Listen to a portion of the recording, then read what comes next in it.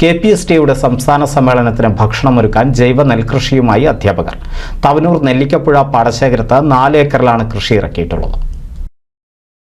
അധ്യാപകർ സമൂഹത്തിന് മാതൃകയാകണം എന്ന സന്ദേശം ജനങ്ങളിലേക്കും വിദ്യാർത്ഥി സമൂഹത്തിലേക്കും എത്തിക്കുക എന്ന ലക്ഷ്യം മുൻനിർത്തിയാണ് ജനുവരി 29 മുതൽ നടക്കുന്ന സംസ്ഥാന സമ്മേളനത്തിനെത്തുന്ന പ്രതിനിധികൾക്ക് ഭക്ഷണം ഒരുക്കുന്നതിനായി അധ്യാപക സംഘടനയായ KPSTA ജൈവ നെൽകൃഷിയുമായി രംഗത്തിറങ്ങിയത്. തവനൂർ നെല്ലിക്കപ്പുഴ പാടശേഖരത്ത് 4 ഏക്കറിലാണ് കൃഷി ഇറക്കിയിട്ടുള്ളത്. നടീൽ ഉത്സവം KPSTA സംസ്ഥാന പ്രസിഡന്റ് ഇൻചാർജ് ഷാഹിദ റഹ്മാൻ ഉദ്ഘാടനം ചെയ്തു. 17 ഉപജില്ലകളിലായി നിരവധി പരിപാടികൾ KPSTA ആസൂത്രണം ചെയ്തിട്ടുണ്ട്. അതിലേറ്റവും പ്രധാനപ്പെട്ട പരിപാടിയാണ് കൃഷി.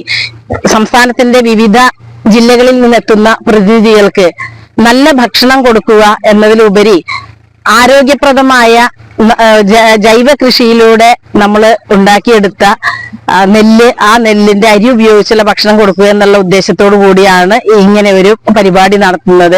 തീർച്ചയായിട്ടും KPSTA എന്ന് പറയുന്ന സംഘടന, ഞങ്ങൾ അധ്യാപകരാണ്.